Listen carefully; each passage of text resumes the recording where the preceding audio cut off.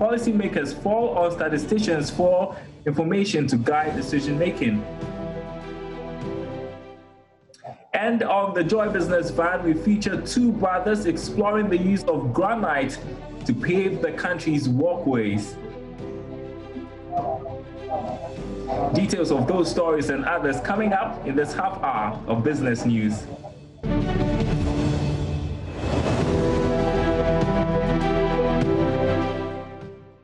Welcome back to our program tonight. My name is Darryl Powell. 8 months after agitation and closure of shops suspected to be owned by foreigners, owners of the locked up shops have been asked to avail themselves and justify why their businesses should be opened. A committee set up to sanitize the Ghanaian retail market following the closure of shops in December last year has commenced implementation of its recommendations.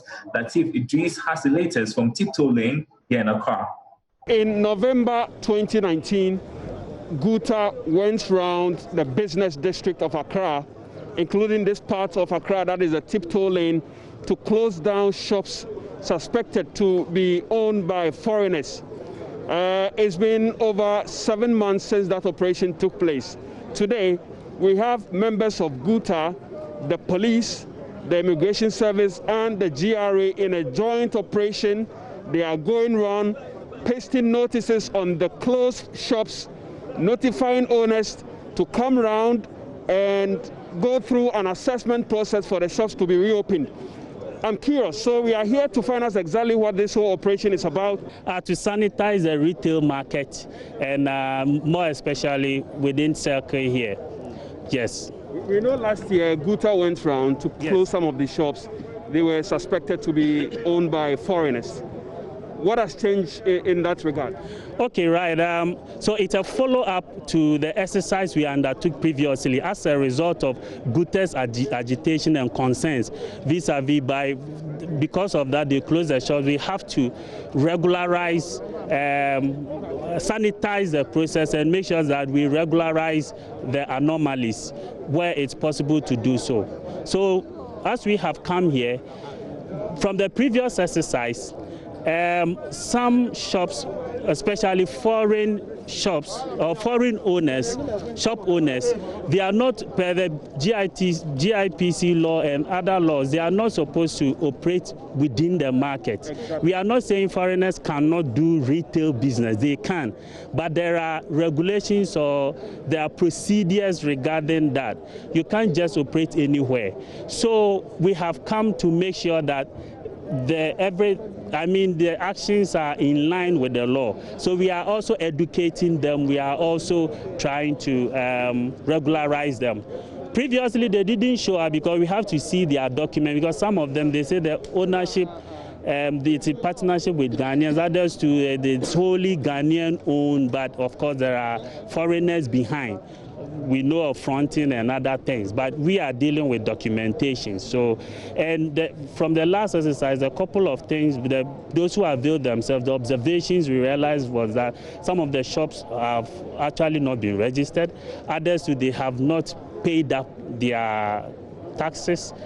I mean, almost all the institutions, they have anomalies with them. Many of them too, they are foreigners and they don't have the residence permit and the work permit. So I guess that's why you are here with the immigration service. Yeah, we are here with all the institutions that matter, that represent on the committee. So from following up from the previous, because they didn't show up, actually today we are here to open per the recommendation of the committee to open for those who avail themselves. We open so that we can have access to them and their document, because previously some of them claim their documents were in the shops and that they couldn't get access and all that. So we are here to see them and to advise, to educate them as well. So the exercise is multiple folds. To have access to them, to speak with them, to advise them, I mean, as a process of regularizing or sanitizing the market. Yeah, my shop is at the Tiptoe Lane.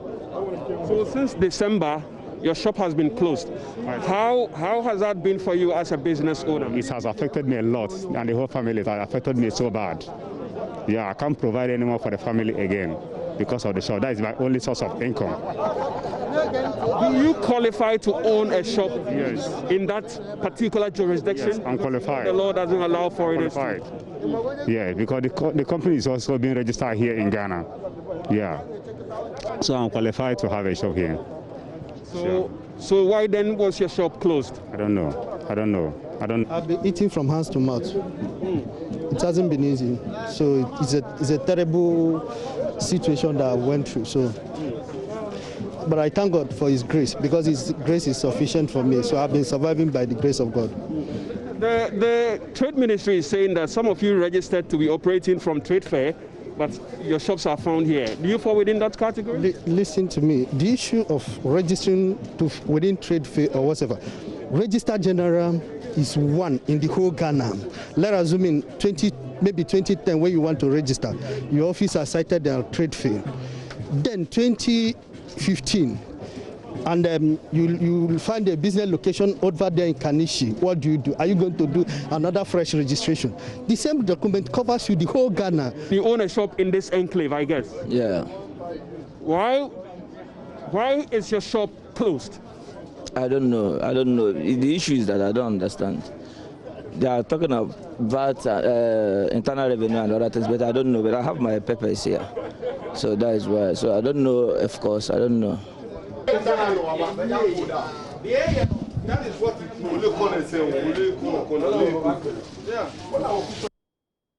All right, that's the latest development to do with foreigners in retail trade there, as reported by Latif Idris. Let's move on now.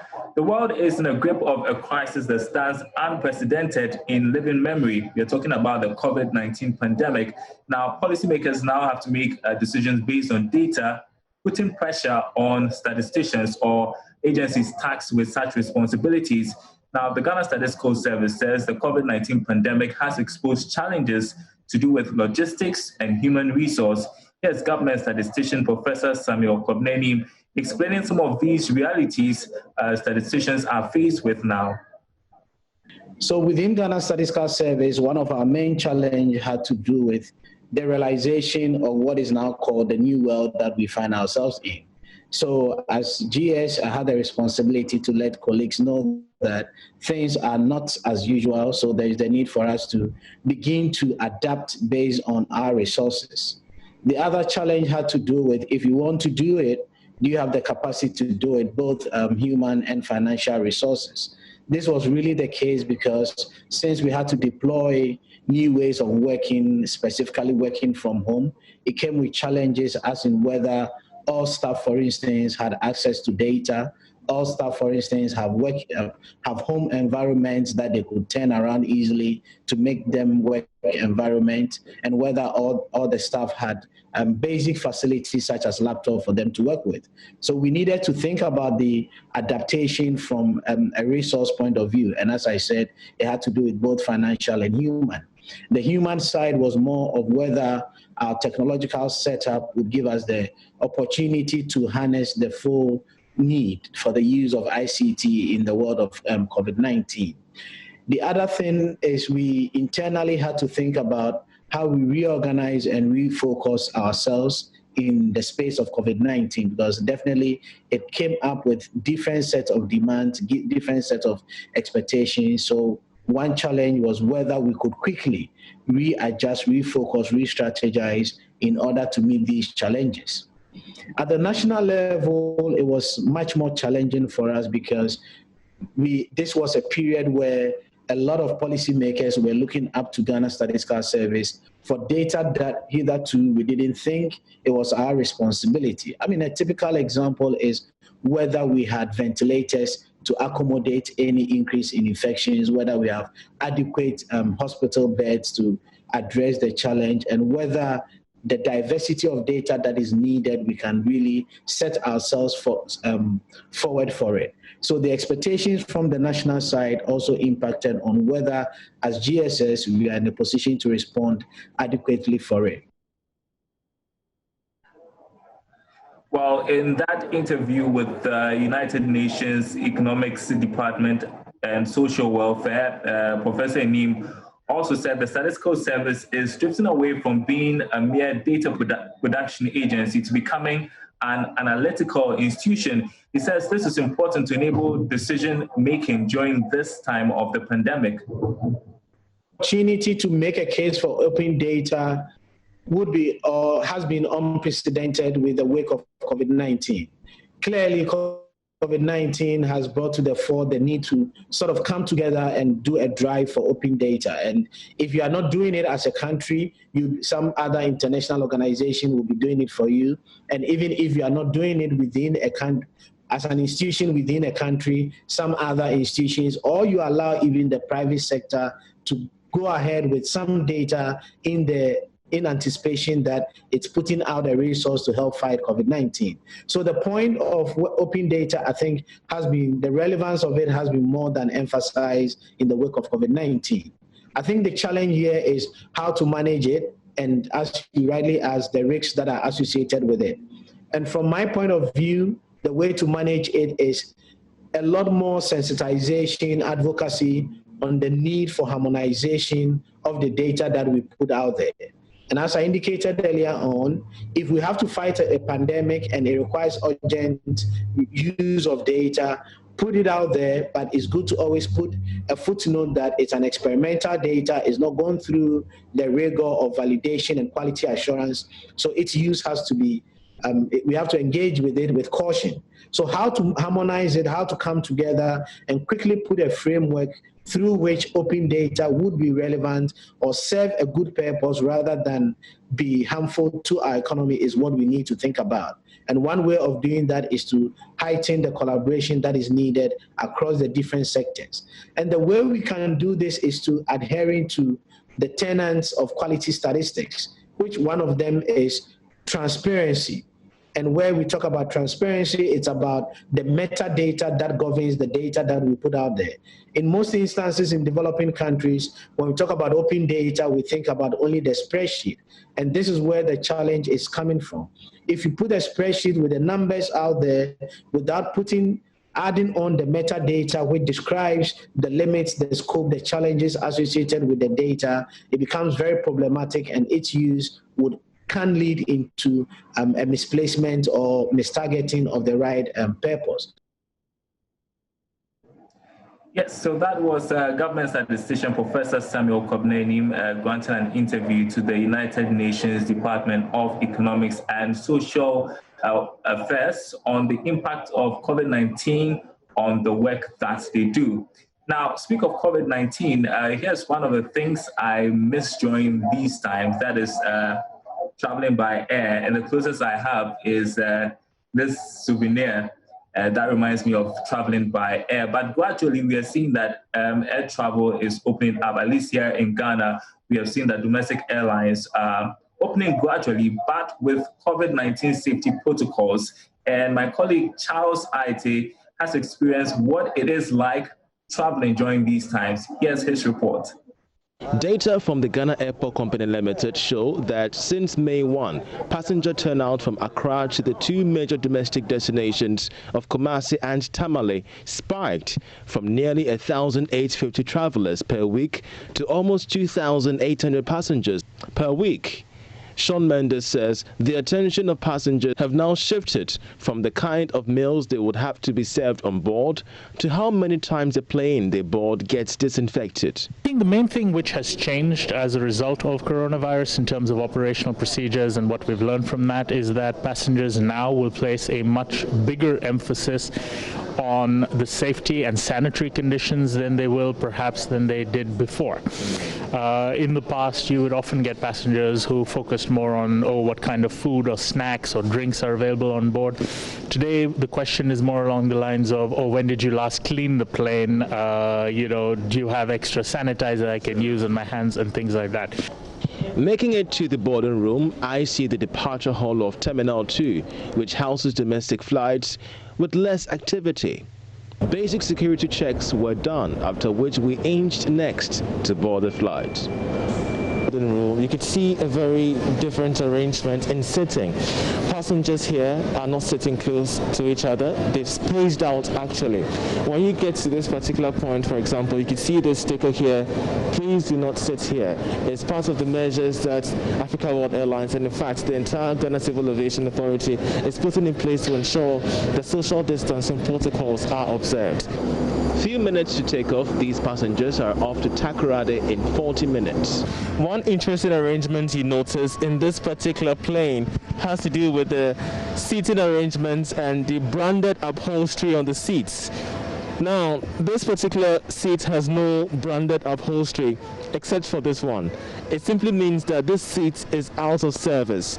Passengers cannot board this seat. And it's all part of measures to ensure distancing among passengers in this particular plane. Seating arrangement all speak to social distancing measures. In fact, Africa World Airlines has reduced capacity from 50 to 24 passengers, less than half of its normal capacity. Touching down at the Takoradi airport, a second phase of disinfection begins. So for the smaller flights, it takes 10 to 15 minutes to get the plane ready for the other passengers leaving. And then at the end of the day, so before the flight loads in the morning or whatever time the schedule is, the whole plane is disinfected, sprayed, and then cleaned up. So when they come, they pick the passengers, it's cleaned again before they take the passengers. Then at the end of the day, total or thorough disinfection is done. Yeah, I feel very, very comfortable. Yeah, very safe. Yeah. Before COVID-19, when you heard flights were opening, were you worried? No, I wasn't worried. I wasn't worried because I knew they would practice the social distance, so I wasn't. In fact, I was happy. Yeah. Africa World, they did their best from boarding to, from check-in to now, observing the safety protocols. So yes, I would say thumbs up, Africa World. The future of air travel is bleak as the International Air Transport Association IATA, in its financial outlook for the global air transport industry, showed that airlines are expected to lose $84 billion in 2021. Revenues will fall by 50% to $419 billion in 2020 from the expected $838 billion in 2019. Well, at least air travel is not going to be the same, not anytime soon. In the meantime, I'll just hold on to my souvenir here. Well, let's come back to Earth, literally, and talk about granite. Well, Ghana is blessed with so much gold, and it would interest you to know that the country has as much granite as gold.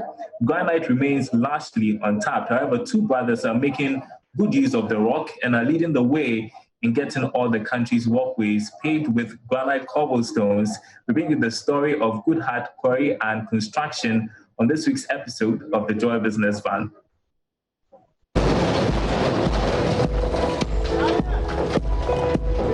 There is just as much gold as there is granite in the country, but granite is least explored. At the North Carnegie Industrial Area here in Accra, two brothers are finding use for these granites, turning them into cobblestones for pavements and buildings. There's nothing quite like this in Ghana, and the two brothers, Nana Osei-Aboagye and Kweku Osei-Aboagye, are paving the way. Nana, an engineer, came up with the idea and got his brother Kweku on board. This was me sat in a bank dealing with people's monies and millions and all that. And we started projecting what we can do, we started talking about it, and that's where we started the R&D. Both of them quit their jobs and got trained in making cobblestones from granites. Currently, the most popular form of paving here in Ghana is from concrete blocks. It's expensive and needs replacement every decade or less. What you may not know is that there is granite in abundance here in Ghana. Good Heart mines from multiple locations in the country, including in Sawam and Shai Hills. The granite is then brought to the factory at North Carnegie, drilled and run through the stone splitting machines. But what is it about the stone that makes it ideal for pavements? This stone is very, very abundant in Ghana. Gold mineralization is around this type of stone. Now, Ghana is the only country on this globe that has ever had gold added to its name. So if everybody knows we have gold, then automatically we have very high quality granite. But unfortunately, we've not been looking at it. So this is the opportunity I looked at, went throughout the country and realized if you go across Ghana, we have about half our landmass sitting on granite. The only industry that comes out of granite is crushing to make chippings for concrete work and for road works. So we didn't want to, quote unquote, join the bandwagon because it's very versatile. The walkways of most European countries are paved with cobblestones and they last for decades. And there are quite some remarkable buildings made from cobblestones. The next challenge was marketing the product here in Ghana. The journey has been very, very interesting, I must say, because we started from a point of view of you are trying to convince somebody to buy into your business, but your business doesn't exist where you are. So everything we're seeing was theoretical, videos, pictures. It wasn't hitting home as much, but one thing we realized is most people that have lived outside or lived in places where cobblestone is available caught onto it immediately. Some of them actually said, the first thing they said was, when I built my house, I looked for this material, I couldn't find it here.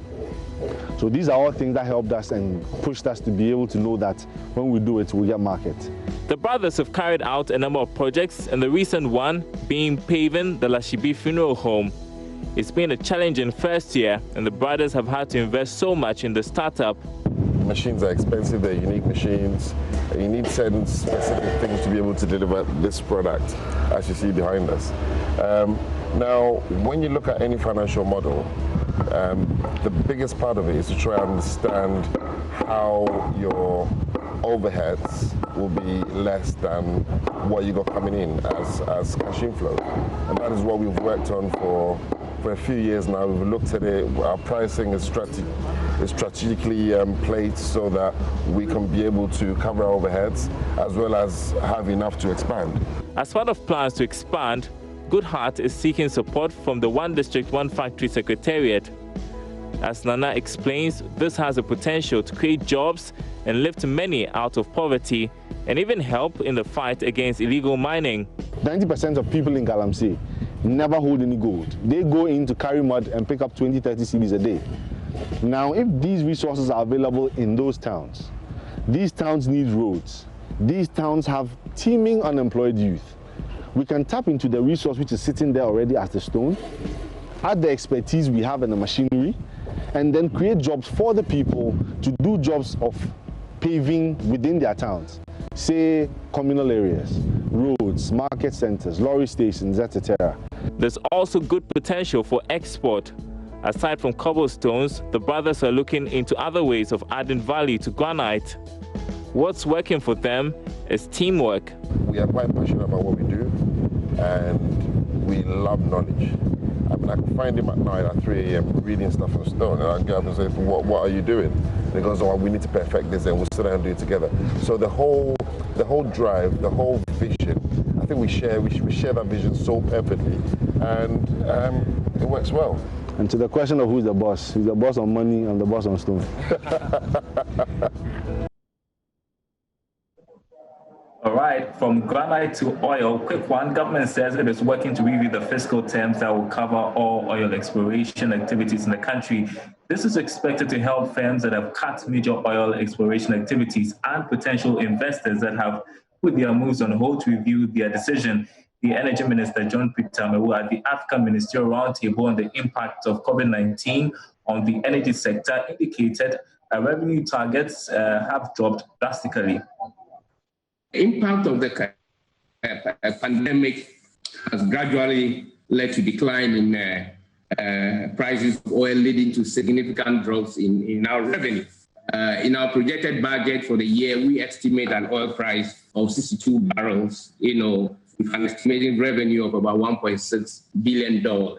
With this 65% drop, we have lost almost about $1 billion as a result of the oil price. Our budget, in terms of the fiscal deficit, is expected to, widen. The deficit is expected to widen from 4% as expected by the end of the year to 12.2% of GDP. Our last year growth was about 6.6% GDP growth. This pandemic has triggered it far below our expectation. Close of year GDP growth is expected to come as low as 1.2%. The price of gas was pegged at 4.75 per MMBTU for benchmark production volume of about 86.3 trillion BTU. Oil production generally has been affected as a result of the pandemic. Number one, the prices, and then number two has to do with the volumes. Ghana, prior to the pandemic, have a very aggressive and accelerated production program where we intend to increase our reserve to production ratio. We went to Parliament of the Republic of Ghana, put in a very brilliant fiscal regime which enables companies to intensify their exploration regime. What we have witnessed within the period is that global fund has cut short, and so most of those exploration companies have redirected their targets out of Ghana. A typical company we are aware is our very good friend, a company coming from Norway, Aker Energy. It has a very aggressive exploration program and expected to spend quite in the range of about $7 billion to develop one of the new oil fields. That development has not seen the light of the day.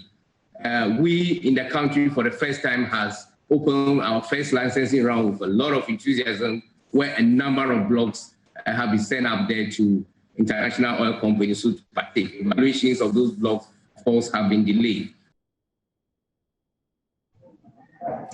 And that's our program tonight. Thanks for watching, everyone. My name is Daryl Kwao. We will be back same time tomorrow.